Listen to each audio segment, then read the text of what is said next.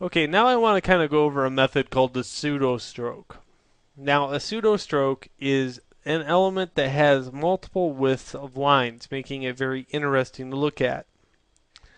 Okay, and a pseudo stroke kind of works like this. Let's say I have an ellipse. Okay, I'll fill it with a color. So I go down to the fill it with green. I'm also going to take the warp tool and warp this around a little bit using the bracket key. Oh no, this is the Alt and Shift key to make it bigger. So I'm just going to make kind of like a stroke right here.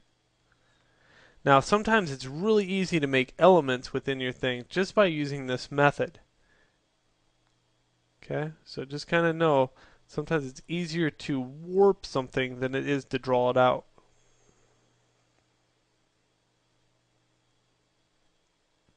Okay, now what I want to show you is the pseudo stroke. What I'm going to do is put a stroke value on this on black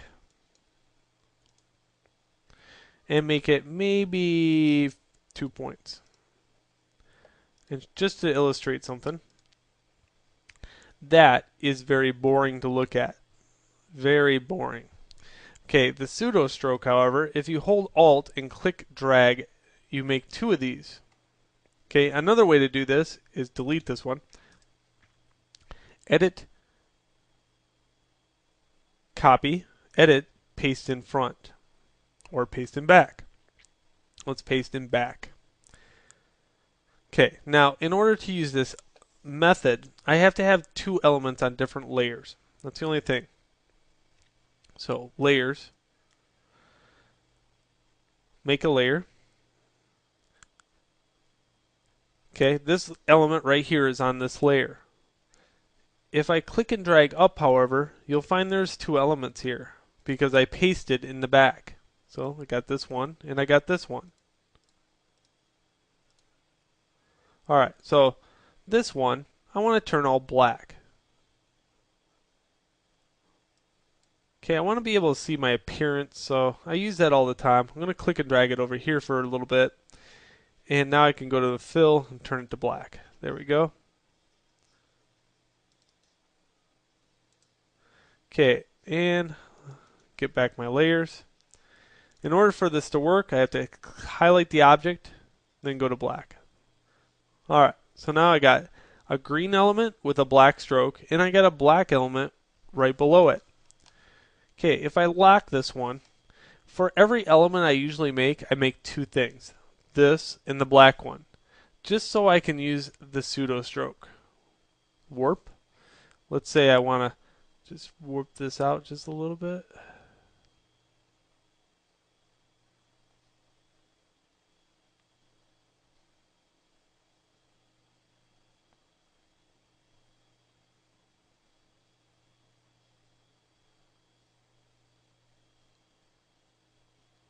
Okay, I'm going to put it way up there. Also going to go in here and just kind of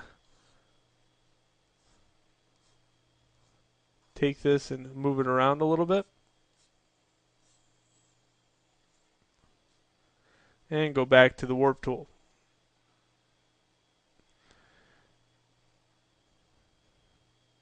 Okay, so that's what I mean. It's just a lot, on many elements, you're going to find that the pseudo stroke works really good. There's another way to do this, so I'm going to just kind of push this all the way out and grab the eraser tool and just kind of go in here and erase this element out.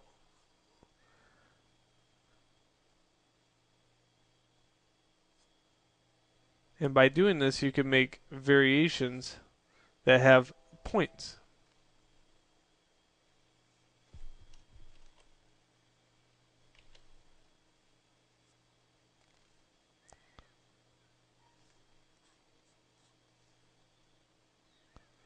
So 3 key elements. You can use the warp tool, eraser tool, uh, this tool right here to actually straighten it out. But that's how you get a thicker element that's got some different variants all the way around it. And that is a pseudo stroke. We'll get into pseudo strokes and how they work in the big picture later on.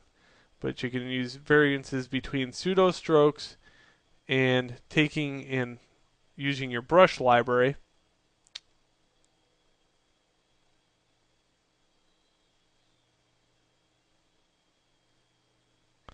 to produce all kinds of different effects. Alright, so on with the lesson.